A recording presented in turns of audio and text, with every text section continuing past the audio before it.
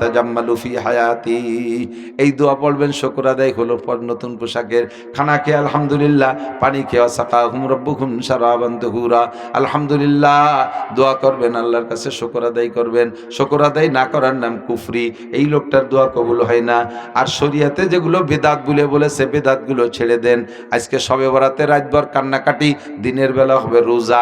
কুমু লাইলাহা সুমু ইয়াওমাহা, রাত্রে জাগে ইবাদত, দিনের বেলা কান্নাকাটি, দিনের বেলা একটা রোজা। এই শবে বরাতে কোনো হালুয়া রুটি নাই, কোনো গোশ খাওয়া খাই নাই।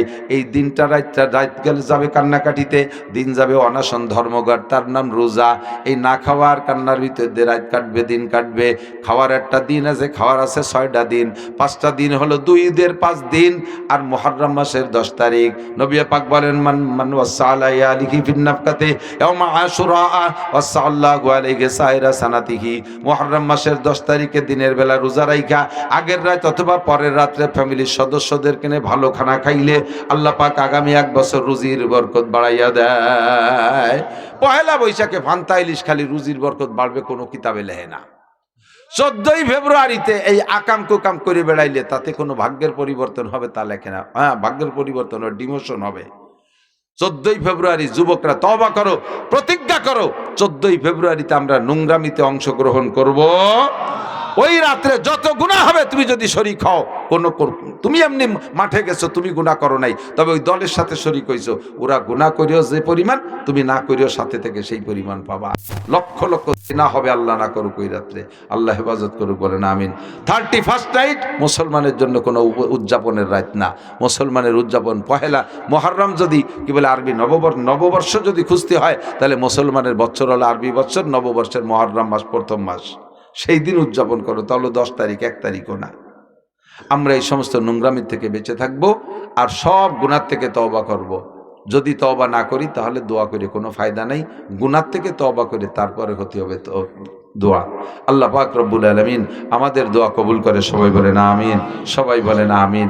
মাঠে শেষমেশ অনেক লোক আসছেন, মসজিদের উন্নয়ন কর্তৃপক্ষ, মাদ্রাসা আছে নাকি, মসজিদের জন্যই উন্ডা চেয়েছে, ওনাদের কি কি কাজ বাকি আছে, আল্লাহর ঘর মসজিদ।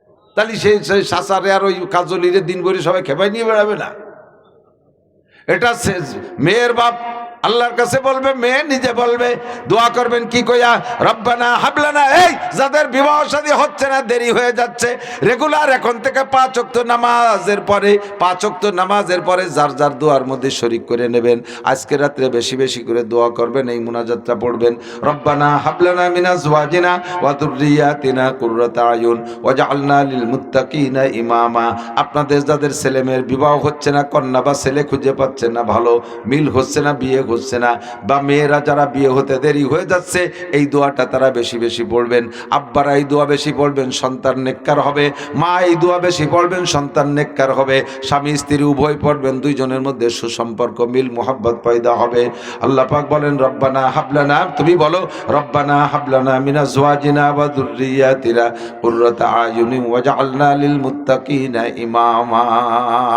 রব্বুল আলামিন, আল্লাহ পাক রব্বুল আলামিন আপনার এই দোয়া কবুল করবে, সব এই জাতীয় সমস্যার সমাধান হয়ে যাবে। আল্লাহুম্মা রযুকনা রিজকান ওয়াসিআন হালালান তাইয়্যিবা, আল্লাহ প্রশস্ত হালাল রিজিকের ব্যবস্থা করে দাও। আল্লাহুম্মা রযুকনি হায়াতান তাইয়্যিবা হায়াতান তাবিলা বিসসিহাতি ওয়াল ইফাতি ওয়াল আফিয়াতি ওয়াল মাগফিরাতি ওয়াল গিনা। আল্লাহ তুমি আমাকে হায়াতে তয়্যিবা দান করো, সুস্থতার সাথে। খেয়াল করেন, দোয়া হায়াতের দোয়া যখন করবেন, শুধু হায়াতই চাইবেন না, লম্বা হায়াত পাইলেই তার মধ্যে কোনো ক্রেডিট নাই। 200 বছর হায়াত পাইছেন, হায়াত চাইছেন, আল্লাহ 200 বছর হায়াত দিয়েছে, লাস্টের 100 বছর প্যারালাইসিসে বারান্দায় পড়ে রয়েছেন। হায়াত 200 বছর, 100 বছর বারান্দায় প্যারালাইসিসে স্ট্রোক করে পড়ে রয়েছেন। এই 100 বছর হায়াতের 5 পাইরও দাম আছে, উঠো বাইরেও দাম আছে। বরঞ্চ বাড়িওয়ালারা আপনার এনে জ্বালায় মরে, ডেলি ডেলি হুজুর গেছে, হুজুর একটা খতম পড়ে আব্বারে মারিয়ে দিয়ে যায়নি, দেখেন দি তো উজ হইও না ভাই, চুইও না। বিছেন ফাটি আগিয়ে ভাই দিয়ে নষ্ট হচ্ছে। সেদিন আমার মার মুখ বইলে কাশি ভাইজি একের মাহাই বেলাইতেছে। এই যে জ্বালা, এই হায়াতের কোনো দাম নাই। সুস্থতার সাথে, ইজ্জতের সাথে, প্রশস্ত হালাল রিজিকের সাথে, সম্মানের সাথে লম্বা হায়াতে তয়বা দান করো। দোয়া করা যাবে না? দোয়া করা যাবে না? দোয়া এগুলি করবেন। সর্বপ্রথম গুনার থেকে তওবা করবেন, গুনাহ মাফ চাইবেন। আর গুনার থেকে তওবা, গুনার থেকে যতক্ষণ পর্যন্ত খালেস অন্তরে তওবা না করবেন, শুধু দোয়া গুনাহ, শুধু তো আস্তাগফিরুল্লাহ পড়লেই কাজ হবে না। অন্তর থেকে গুনাহকে গুনাহ বোঝেন, গুনাহকে গুনাহ বোঝেন। গুনাহকে যদি গুনাহ মনে করেন তাহলে তওবা করা সম্ভব। আর যদি গুনাহ আপনার অভ্যাসে খেয়াল করে না, গুনাহ যদি আপনার অভ্যাসে পরিণত হয়ে যায়, গুনাহ যদি আপনার অভ্যাসে পরিণত হয়ে যায়, তখন গুনারে গুনাহ মনে হয় না, তখন আপনি সেই গুনাহ থেকে তওবা করতে পারবেন না। রেগুলার টেলিভিশনে নোংরা ছবি দেখতে দেখতে অভ্যাসে পরিণত হয়ে গেছে, এখন এই টেলিভিশন দেখারে গুনাহ মনে হয় না। ফেসবুক, ইউটিউবে ল্যাংটা ছবি দেখতে দেখতে অভ্যাসে পরিণত হয়ে গেছে। এরা যাদের অভ্যাস হয়ে গেছে, মসজিদের মধ্যে মোবাইল অন করে বসে আর সেগুলো দেখা শুরু হয়ে যায়। এই লোকটাই গুনারে গুনাহ মনে করে না। যারা রেগুলার সুদে কারবারের মধ্যে আছে, সুদ খাইতে আছে, খাইতে খাইতে সুদই তাদের ইনকাম সোর্স হয়ে গেছে, সুদে ব্যবসা, ওই লোকটা সুদরে এখন গুনাহ মনে করে না, ও গুনার থেকে তওবা করবে না। যেই লোকটা চাকরির জীবনে ঘুষ খাইতে খাইতে অভ্যাস হয়ে গেছে, ঘুষই তার আয়ের মোটা ইনকাম সোর্স মনে করে নেছে, বেতনরে অতটা গুরুত্ব দেয় না, ওটা তো অনায়াসে অ্যাকাউন্টে ঢুকে যাবে। ঘুষ কিভাবে পাওয়া যাবে, এই ঘুষের জন্য হন্য হয়ে পাগলের মতো ঘুরতে থাকে। ঘুষ খাইতে খাইতে অভ্যাস হয়ে গেলে এই লোকটা আর ঘুষে গুনাহ মনে করে না, ওটা তার ইনকাম সোর্স মনে করে, এবং বিভিন্নভাবে যুক্তি আর দলিল পেশ করে নিজে নিজে, যে এটা তো আমার চাকরিস্থলে, কর্মস্থলে, এটাও তো আমার পরিশ্রমের বিনিময়ে খাচ্ছি, এইভাবে দলিল বানায় হালাল মনে করে। ওই লোকটা কোনোদিন ঘুষের থেকে তওবা করবে না। জিনা করতে করতে অভ্যাস হয়ে গেছে, ধরা পড়ে না, ধরা পড়ে না, আল্লাহ ধরাই দিচ্ছে না। আল্লাহ কাই ইন্না বাচ্চা রাব্বিকা লাশাদীদ সানাস্তাদরিজুকুম মিন হাইসু লা ইয়াহতাসিব সানাস্তাদরিজুকুম মিন হাইসু লা ইয়ালামুন। আল্লাহ পাক বলেন, ফামাইকিলিল কাফিরিনা আমহিলহুম রুয়াইদা। গুনাহ করার সাথে সাথে আমি অ্যাকশনে যাই না, গুনাহ করার সাথে সাথে অ্যাকশনে যাই না, আমি সুযোগ দেই দেখি বান্দা স্বেচ্ছায় তওবা করে কিনা। যদি তওবা করে আর ফেরেশতাদেরকে লিখতেও দেই না। যখন গুনাহ করতে করতে সীমা লঙ্ঘন করে, তখন আমি আর না ধরে পারি না। এ যুবক, আবাল, বৃদ্ধ, বনিতা, নারী আর পুরুষ মনে রাখবা, আর আল্লাহ পাক যেদিন ধরে, আল্লাহ যেদিন ধরে, আল্লাহর হাত থেকে কেউ ছুটতে পারে না। এই কথা বলেন ঠিক কি ঠিক না? সানাস্তাদরিজুকুম মিন হাইসু লা ইয়ালামুন। কোন দিক দিয়ে কারে ধরবে তুমি জানো না। কেউ রে চোখের মধ্যে চোখের পাওয়ার কেড়ে নেবে, এভাবে ধরবে। কের ব্রেন স্ট্রোকের মাধ্যমে ধরবে, কের হার্ট স্ট্রোকের মাধ্যমে ধরবে, কের বাল্ব খারাপ করে দিয়ে ধরবে, কের কিডনি ড্যামেজ করে দিয়ে ধরবে, কের পাকস্থলিতে পচন ধরাই দেবে, কের ব্লাড ক্যান্সার দিয়ে দেবে, কের প্যারালাইসিস করে অঙ্গ, এক একটা অঙ্গ হানি করে ফেলায় রাখবে। কোন দিক দিয়ে কারে ধরবে কেউ জানো না, এটা আল্লাহ পাকই জানে। আল্লাহ কয় গুনাহ করো আর সাথে করেই যাচ্ছ, মনে করতেছো তাৎক্ষণিক আমি কোনো অ্যাকশনে যাচ্ছি না বিদায় তুমি এটাকে বৈধ মনে করছো, মনে করতেছো যে গুনাহ করলে কি হয়, কতই তো করলাম, কিছুই তো হলো না। বান্দারে যেদিন হবে সেদিন তুমি বাঁচতে পারবা না। ধরবে যেদিন, বহুত জনকে ধরিয়ে দেখাইছে। দুঃখের বিষয় হলো মানুষ এগুলো প্রক্ষেপ করে না। আল্লাহ কিসসাগুলো বলে বলে বলেন, এ ফাতাবিরু ইয়া উলিল আবসার, নমরুদরে কিভাবে ধরছি কিসসাটা শুনে ওখান থেকে উপদেশ গ্রহণ কর। ফিরাউনরে কিভাবে মারছি কিসসাটা শুনে উপদেশ গ্রহণ কর। তার মানে তুই ফিরাউনি স্বভাব ছেড়ে দে। কার সাদ্দাদরে কিভাবে মারছি কিসসাটা শুনে সেখান থেকে উপদেশ গ্রহণ কর। বর্তমান, বিগত, অতীত সব কিছু দেখেন, এরকম বহুত ঘটনা আল্লাহ ঘটায় ঘটায় দেখাইছে। বহুত প্রভাবশালী সমাজ নেতা, সমাজের বহুত প্রভাবশালী মাতুব্বারদেরকে দেখেছি, জীবনের শেষ দিক যায় স্টক করে পড়ে রইছে, পেশাব পায়খানা একসাথে গুলাই ফুলাই নইছে, নিজের ভাত কটা নিজে হাত ধরে মুখে উঠাই খাইতে পারে না, মসজিদে নামাজ পড়তে যাইতে পারে না, আউ মাউ খাও মাওয়ারে কথাটাও ক্লিয়ার করে বলতে পারে না। এরকম জালেম, এরকম অন্যায় বিচারক মাতুব্বারদেরকে দেখছেন কি দেখেন নাই? বহুত চাকরিজীবীকে দেখেছি, ডিপার্টমেন্টে চাকরি করছে, ডিপার্টমেন্টের নাম বলবো না, চাকরি যতদিন করছে ততদিন শক্তি খাটায় সব কামাই করে আসছে। বাড়ি আসার পরে শেষ দিক দিয়ে 5-7 বছর প্যারালাইসিসে পড়ে রয়েছে, হাত দুটো অচল, পা দুটো অচল, বড় অসহায় হয়ে পড়ে আছে। আল্লাহ কয় কখন কারে ধরবো আমি জানি। ও বান্দা, সুযোগ আসছে, আজকে রাত লাইলাতুল বরাত, আয় সবাই আয়, আয় সবাই আয়, 7 বার আগার তওবা শেখাস্তি বাজা, ভয় নাই 100 বার তওবা করেছিস আর ভঙ্গ করেছিস, আমি আল্লাহ পাক দরজা খুলে রেখেছি, দেই, কুল ইয়া ইবাদিয়াল্লাযীনা আসরাফু আলা আনফুসিহিম লা তাকনাতু মির রাহমাতিল্লাহ ইন্নাল্লাহা ইয়াগফিরুদ যুনুবা জামিআ ইন্নাহু হুয়াল গফুরুর রহিম। জীবনে যত গুনাহ করেছো নিরাশা হয়ে যেও না, আমি আজকে ক্ষমার দরজা খুলে দিয়েছি, বান্দা চলে আসো, তোমার সব গুনাহ মাফ করে দিয়ে আর একটা বোনাস দিয়ে দেব অতিরিক্ত। তুমি যদি খালেস তওবা করো যে গুনাহ করছি তো আর করব না, ছাড়ছি তো আজকে ছেড়েই দিছি আর কোনোদিন করব না এই গুনাহ, তাহলে এমন তওবার বিনিময়ে তোমার বিগত জীবনের সব গুনাহগুলো আমি আল্লাহ তাআলা নেকি দ্বারা বদলাইয়া দেব। খেয়াল করতেছেন? তওবা করা যাবে? যাবে? তওবা করা যাবে সাথে ইনশাআল্লাহ কইলে তওবা হবে না। তার মানে আজকে করব না, ইনশাআল্লাহ কোনো একদিন করব, এর নাম তওবা না। গুনাহ থেকে তওবা করেই ফেললাম, গুনাহ করবই না, পাক্কা প্রতিজ্ঞা। গুনাহ কি এটা আপনার জানতে বাকি নাই। গুনাহ কি জানেন না এমন কোনো মানুষ নেই, আর নেকি কিসে কিসে হয় তাও জানেন না সাবালেগ নারী আর পুরুষ কেউ বাকি নাই, সকলেই জানেন। নেকির কাজ ছাড়বো না, গুনার কাজ করব না, পাক্কা তওবা আজকে রাত্রে করেন, তাহলে আল্লাহ পাক রব্বুল আলামিন আমার আপনার সব গুনাহ পিছনের মাফ করে দেবে। কয় কত মাফ করবে হুজুর, কত মাফ করবে? কি পরিমাণ যে করছি, আমি এত গুনাহ করছি তা আমি আর আল্লাহ ছাড়া কেউ জানে না, আপনি তো জানেন না, এই জন্য আমার ভয় লাগতেছে। আল্লাহ কয় না, নবী পাক বলেন তোমার গুনার সংখ্যা যদি হয় কাদাদি আওরাকিল আশজার, পৃথিবীতে যত গাছ আছে আর এতে যত পাতা আছে গুনিয়ে সারা যাবে? এত সংখ্যাও যদি গুনাহ হয়। কাদাদি রমালিল আর, জমিনে যত বালুকণা আছে এত যদি হয় গুনাহ, এটা কি সম্ভব গুনাহ? এরপরে বলে কাদাদি জাবাদিল বাহার, দুনিয়ায় যত পানি আছে পানিকে ভাবে বাতাসে উড়িয়ে দিলি কণা কণা হয় না, এতে যত কণা হবে এত সংখ্যাও যদি গুনাহ হয়। এমনকি তিনটে মিলে যত সংখ্যা হবে, আজকে তুমি খালেস দিলে তওবা করো, এই গুনাহ যা করছি আর করব না, এই গুনাহ যা করছি আর করব, এভাবে পাক্কা প্রতিজ্ঞা করে যদি সামনে ফাওয়ামিলা আমালান সালিহা নেক আমল করতে থাকেন গুনাহগুলো ছেড়ে দিয়ে, আল্লাহ পাক বলেন ফাউলাইকা ইউবাদদিলুল্লাহু সাইয়্যাতিহিম হাসানাত, এই তিন প্রকারের যত গুনাহ আছে সব গুনাহ নেকি হয়ে যাবে। হযরত আবু বকর আর ওমর দুইজনের একটা ঝগড়া।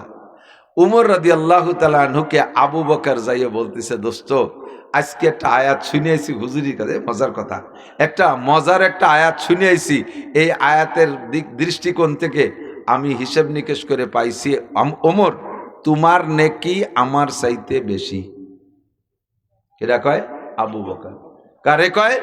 ওমরকে বলেন তোমার নেকি আমার চাইতে বেশি, তুমি আমার চেয়ে ভালো। এটা হলো সাহাবায়ে কিরামদের তর্ক। আর আমাদের তর্ক কি, আরে ওটা মানুষ, ও কি ওর তবলিগি গিরি কি হুজুর হয়ে যায় নাকি, আর হুজুর হলি কি বিশ্বাস হয়ে যায় নাকি, ও আমরা নামাজ না পড়লেও বহু হুজুর গেছে ভালো আছি, এরকম কিছু নেককার মানুষ আছে না? আমরা নামাজ না পড়লেও বহুত হুজুর গেছে ভালো আছি। যে নিজেকে নিজে এতটা ভালো বলে আত্মতৃপ্তি মনে করবেন, সে কখনো আর সামনের দিকে উজতে পারবেন না, ভালোর দিকে যেতে পারবেন। আপনি তো মনে করতে আমি অনেক ভালো আছি, আর সাহাবায়ে কিরামদের স্বভাব তুমি ভালো আমি ভালো না, আমি তোমার চেয়ে কম। আবু বকর কয় উমর রে ভাই তোমার নাকি আমার চেয়ে বেশি। হযরত ওমর কয় ভাইজান এই যা কন্টেন্ট এক হইয়েন না, আপনি কোথায় আবু বকর আর আমি কোথায় ওমর, এটা হিসেব হলো নাকি? কাজে পাগল, আমার কাছে দলিল আছে, তোমার নাকি আমার চেয়ে বেশি, এর দলিল আছে। কি দলিল? আজকে হুজুরির থেকে আয়াত শুনেছি, মনে নগদ নাজিল হয়েছে, যে ব্যক্তি গুনাহ থেকে তওবা করে আর সামনে নেক আমলের প্রস্তুতি নেয় আর নেক আমল করে, আল্লাহ তাআলা তার গুনাহ মাফ করে দিয়ে সমস্ত গুনাহ সংখ্যা পরিমাণ নেক আমল দিয়ে ভরপুর করে দেয়। তো তুমি এক সময় কাফের ছিলে, আমি এক সময় কাফের ছিলাম, তা আমি কাফের থাকা অবস্থায়, আমিও কাফের ছিলাম তুমিও কাফের ছিলে, তা আমি কাফের থাকা অবস্থায় অত আকাম করি নেই তুমি যত আকাম করছো। তুমি নবীকে মারতেও গেছো, নবীর কল্লা আনতে গেছো, আর আমি এই আকাম করে দিই। তবে কাফের ছিলাম, মূর্তি টুর্তি পূজা টুজা করছি, তা কাফের থাকাকালে আমি যে পরিমাণ আকাম করছি তার চেয়ে তুমি অনেক গুণ বেশি করছো, আর তওবা করার সাথে সাথে তোমার চেয়ে বেশি গুনাহগুলো 100টা বেশি নেকি হয়ে গেছে, সেই দিক দিয়ে তুমি কতখানি এক হয়েছো।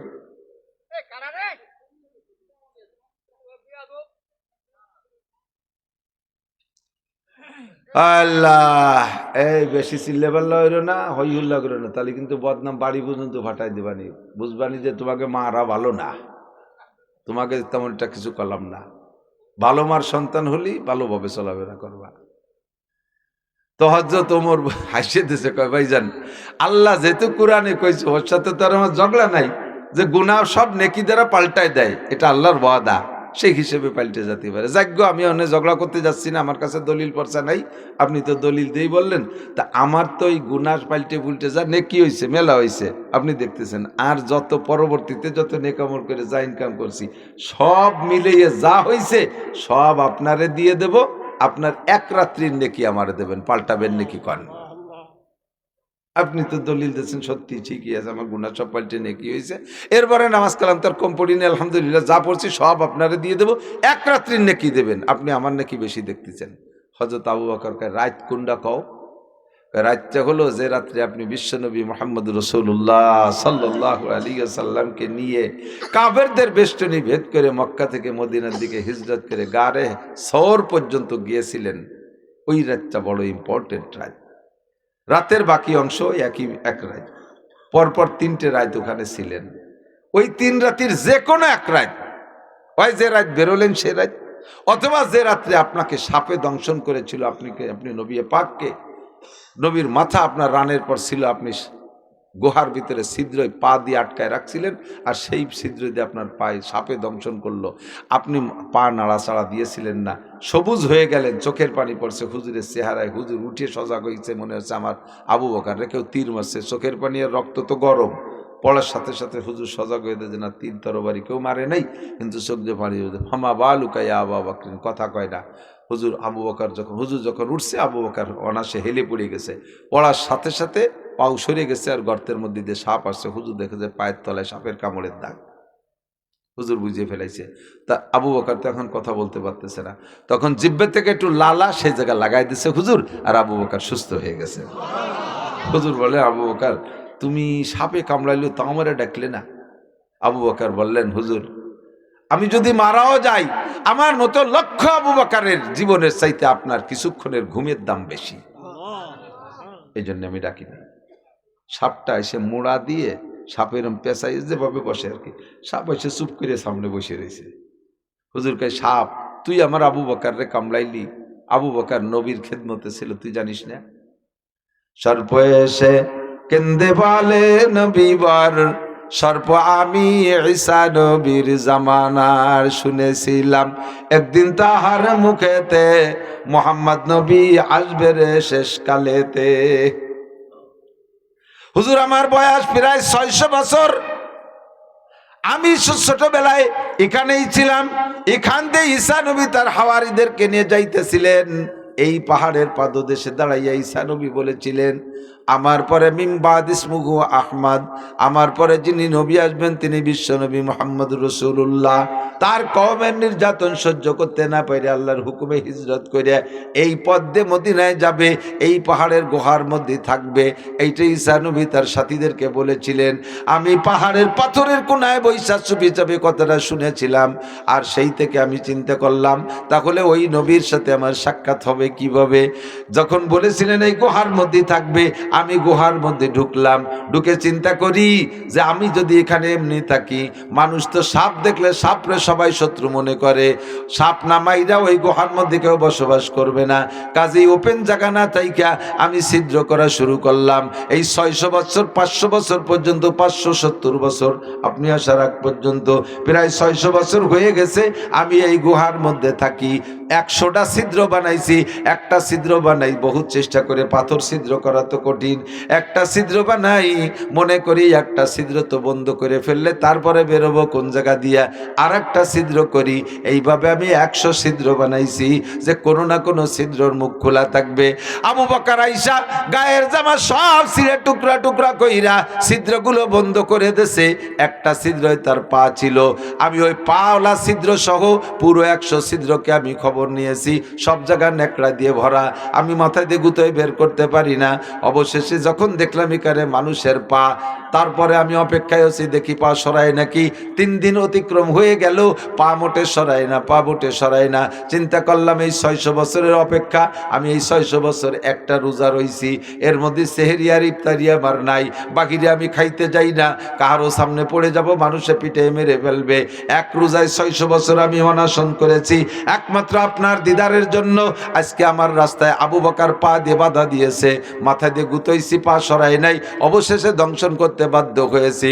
কুসুর আমায় মাফ করে দিন নবীবার, আখেরাতে নাকি দরে পরোয়ার। আমি যে অন্যায় করেছি মাফ করে দেন, পরকালে যেন আল্লাহ পাক আমাকে এর জন্য জাহান্নামে না দেয়। সাপে সারেন্ডার করেছে, সাপরে হুজুর ক্ষমা করে দিলেন। আবু বকরের চিকিৎসাও হয়ে গেল থুতুর দ্বারা। হযরত ওমর বলেন, যে রাত্রে বেষ্টনী ভেদ করে আসছিলেন ওই রাত, অথবা যে রাত্রে সাপে দংশন করেছে নবীকে আপনি ঘুমাইতে দিয়েছিলেন, সজাগ করেন নাই, ওই রাত যে কোনো একটা রাত্রের ইবাদত আমারে দেবেন, নেকি দেবেন। আর আমার আগে পরে সব নেকি, গুনাহ পরিবর্তন হওয়ার পরে যে নেকি হয়েছে সব আপনারে দেব, পাল্টাবেন নেকি কন? হযরত আবু বকর কয়, সুযোগ তো ভালো, তবে আমি হুজুরের কাছে শুনিয়ে নেই ওই রাত্রি আমার কড্ডুর নেকি হয়েছে, ঠোঁটা বাক্কা পাল্টাপাল্টি যদি ঠকি যাই, যাইয়া হুজুরের কাছে বলতেছে, হুজুর গনিমত সুযোগ একটা পাইছি, ওমরের সারা জীবনের নেকি, ওই গুনাহ পাল্টায় যে নেকি হয়েছে তাও পরে ইবাদত করে যা হয়েছে তাও আমারে দেবে, আমার এক রাত্রির নেকি চাই, পাল্টাবো নাকি হুজুর? হুজুর বলে, রাত কোনটা সেটা বলবেন না, সবে কদর না সবে বরাত? কয় না, ওই হিজরতের 3 রাতের যে কোনো রাত। হুজুর বলেন, সেটা আপনার ব্যাপার, দুইজনই আমার শ্বশুর, একজনটা ঠকাবে, একজনটা জিতে কুবুর দিতে, আর আমি দিতে পারি না। আমি এমনি বলে দিচ্ছি আপনার ওই রাত্রে কতগুলো নেকি হয়েছে, তারপরে পাল্টাপাল্টির সিদ্ধান্ত আপনার কাছে। কয় জি হুজুর বলেন। কয় যে আপনার ওই এক রাত্রে যে নেকি হয়েছে, শুধু ওমর না, ওমরের থেকে নিয়ে কিয়ামত পর্যন্ত যত মোমেন মুসলমান দুনিয়া আসবে সবাই মিলে যে নেকি কামাই করবে, সব নেকিরে এক পাল্লায় রাখবেন, আর আপনার ওই এক রাত্রির নেকি আর এক পাল্লায় রাখবেন, তারপরে ওই পাল্লা ভারী হয়ে যাবে। হযরত আবু বকর কয়, ওমর পাল্টাপাল্টি হবে না, যে যেখানে ছিল সেই সেখানে থাও, এই লস তো আর কেউ করবে না। আল্লাহু আকবার। ফাউলাইকা ইউবাদদিলুল্লাহু সাইয়্যাতিহিম হাসানাত ওয়া কানাল্লাহু গফুরার রহিমা। আল্লাহ পাক সব গুনাহ পাল্টায় নেকি বানায় দেবে, শর্ত হলো তওবাটা কবুল করাইতে হবে। এখনই আজকের তওবা কবুল হয়েছে, এর প্রমাণ কি? তওবা কবুল হওয়ার প্রমাণ হলো বাকি জীবনে যে গুনাহ থেকে তওবা করছেন, মরণকাল পর্যন্ত যদি ওই গুনাহ না করেন, তাহলে বুঝবেন যে তওবা কবুল হয়েছে।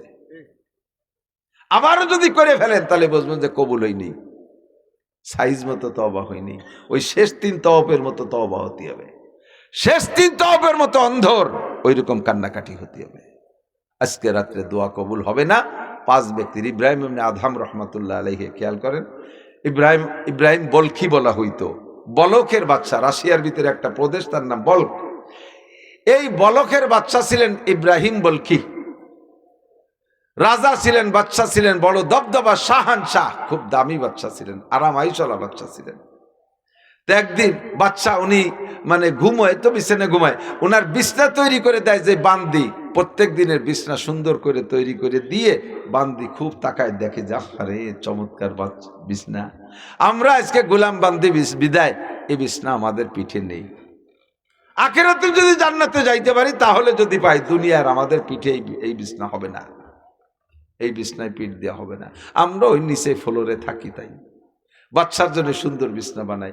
তো একদিন কি মনে করে যে এই বিছনা, এত সুন্দর বিছনা দিয়ে একটু শুয়ে দিই কিরমটা, বিছান বানানোর পরে ও যাইয়া বিছানের মাঝখানে শুয়ে পড়ছে, আর স্প্রিং এর গতি বসে গেছে, চতুর্দিক দিয়ে ফুল টুল দিয়েছিল, নাক মুখের উপরে এসে পড়ছে, গেরানে অন্যাসে অল্পক্ষণের মধ্যে ঘুম এসে গেছে। বাচ্চা টাইম মতো আইসে দেখে যে বাচ্চার বিছানের পর বান্দি শোয়া, মিজাজ হাজার হয়ে গেছে, টেম্পার। চাবুক ছিল, ধরেই চাবুক দিয়ে বান্দিরে সপা সব 5-7 বাড়ি। আধা ঘুমের ভিতরে যখন বাড়ি গায়ে লাগছে, লাফ দিয়ে উঠে ব্যথাতে চিল্লে কান্না শুরু করছে। এরপরও পিটেছে, আবার ওই পিটেনের মধ্যে বান্দি হাসিয়ে দিছে। খেয়াল করেন, প্রথম পিটেনে কেঁদে দিছে, আবার পিটাইতেছে, সে পিটেনের মধ্যে হাসিয়ে দিছে, এরপরে আবার পিটেন দিছে, আবার কান্দি দিছে। এই 3 প্রকারের পিটেন আর হাসা কান্নার পরে বাদশা ওরে নিয়ে বসছে, এই পিটেন তো পিটেনি দিলাম, একই কায়দায় বাড়ি দুড়ি মারতি, তাহলে তা প্রথম কানলি, পরে হাসলি, পরে আবার কানলি, ঘটনা কি?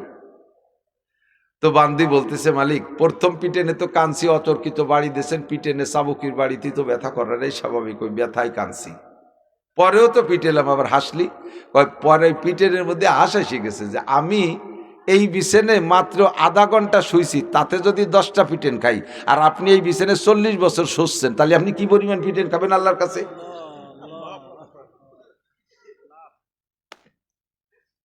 কলিজায় মারিয়ে দিছে। আমি এই বিছানায় আধা ঘন্টা শোয়ার কারণে যদি 10টা চাবুকের পিটেন পাইতে পারি, 40টা বছর ঘুমাইলা বাচ্চা, তাহলে তুমি কিয়ামতে কি পরিমাণ পিটেন খাবা? আজকে এই 10 পিটেনের কান্না, সেই দিন তোমার পিটেন দেখে আমি হাসবো, ওই কথা মনে উঠে আমার হাসি এসে গেছে। পরে আবার কাঁদলি কেন? কয় পরে কাঁদার কারণ হলো আমি আপনার নুন্নুটি খাই, আপনি আমার মালিক, আমি আপনার বান্দি। কিয়ামতের ময়দানে আমার মালিক চাবুকের পিটান খাবে, মালিক কাঁদবে, ওই কান্না আমার চোখে ভাসতেছে, তাই আমি মায়ায় কান্দে দিছি। ছোট্ট একটা কোপ লাগাই দিছে কলিজায়। যা বিছানায় যা শো বাচ্চা, আজকে বিছানার কাছে যায়, একবার শোয়, একবার উঠে, একবার নামে, আর ঘুম আসে না, শুধু বারবার ওই পীড়া দেয়। বান্দি আমারে কি কইল? আরে আধা ঘন্টা ঘুমায় যদি 10 পিটান, আমি বাচ্চা 40 বছর ঘুমায়, তাহলে কি পরিমাণ পিটেন খাবো? কথাটা তো সত্য কথা, ঠিক? পরে 2-4 দিন পরে আবার বিছানায় রাতে শুয়েই আছে, এখনো বিছানায় ছাড়ে নাই। গভীর রাত্রে শোনে যে ছাদের উপর দিয়ে কে যেন খড়ম পাই দিয়ে কটকট করে হাঁটতেছে।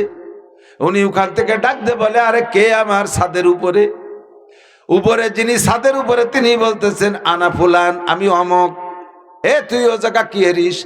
কয়, বাচ্চা নামদার, আমার একটা উট হারায় গেছে মরুভূমির ভিতরে, কোথাও খুঁজে পাই নাই, তাই মনে করলাম বাচ্চার ছাদের উপরে আইছে নাকি। বাচ্চা কয়, গাদা, উট করে দিন ছাদের উপরে উঠতে পারে? 7 তলা দালানের উপরে কি মরুভূমির হারাই রে উঠ 7 তলা দালানের উপরে পাবিতরে শুয়েছে কিনা? ওই লোক ওই জায়গা থেকে কয়, আমার মরুভূমির হারাইনি উঠ যদি 7 তলা দালানের উপরে না পাওয়া যায়, তাহলে 7 তলা দালানের আরামের বিছানায় শুয়ে আল্লাহরে পাওয়া যায় কিভাবে? রাতটা কোনো মতে পার করছে। সকালবেলা মন্ত্রী পরিষদ রাইকা মূল চাবিটা স্বরাষ্ট্র মন্ত্রীর কাছে জমা দিচ্ছেন, অর্থমন্ত্রীর কাছে জমা দিচ্ছেন, যার যার চাবি। আয়েতে हम मिसले बुलबुल सायरे गुलशन के लिए खुश हुए बागबानो मैं तो अपना घर चले ले ले माली बाग ले ले मैं तो अपना घर चले। তোমাদের রাষ্ট্র তোমরা বুঝে নাও, আর আমি রাজা থাকবো না, আজকে থেকে আমি পদত্যাগ করলাম, এ আমার আর ভালো লাগে না। আরে আমারে কোপ মারছে আমার বান্দি, আর কে আমাকে ছাদের উপরে আইসা বলে গেল এই ছাদের 7 তলা দালানের মধ্যে আল্লাহরে পাওয়া যায় না, তাহলে আল্লাহরে কোন জায়গা পাওয়া যায়? আমি সেই জায়গায় চলে যাব। সব কিছু ছেড়ে দিয়ে নেমে গেছেন। প্রসিদ্ধ সহিহ ঘটনা, মুসনদ শরীফের মধ্যে, বিভিন্ন কিতাবের মধ্যে লেখে। এরপরে উনি জঙ্গলে নেমে গেলেন। এই বাচ্চা ইব্রাহিম বলকি রহমাতুল্লাহ আলাইহি পরবর্তীত বিশাল পীর হিসেবে প্রসিদ্ধ, হাজার হাজার মুরিদ হয়ে গেছে। এক মুরিদ এই সোনার কাছে জিজ্ঞেস করছে, হযরত আল্লাহ ने फरमाया উদউনি আস্তাজিব লাকুম, দোয়া করো কবুল করব। আমরা শবে বরাতে দোয়া করি, তাও কবুল হয় না, শবে কদরে দোয়া করি, কবুল হয় না। উলামা ইকরাম বলে দোয়া করো বিশেষ বিশেষ সময়, জুমার দিন দোয়া কবুল হয়, তাহাজ্জুদে দোয়া কবুল হয়, জুমার দিন আসর বাদ দোয়া কবুল হয়, শবে বরাত শবে কদরে কবুল হয়, কাবা ঘরের পাশে যে দোয়া করলে कबूल है। हम इतने सारे दुआ करते हैं लेकिन कबूल नहीं होता है, अक्सर तो कबूल नहीं होता है, बेशी बेशी दुआई तो कबूल है ना, क्वचित दुई एकटा হয়, তা মনে করি আমাদের দোয়া না, ওটা আল্লাহর পক্ষ থেকে ওভাবেই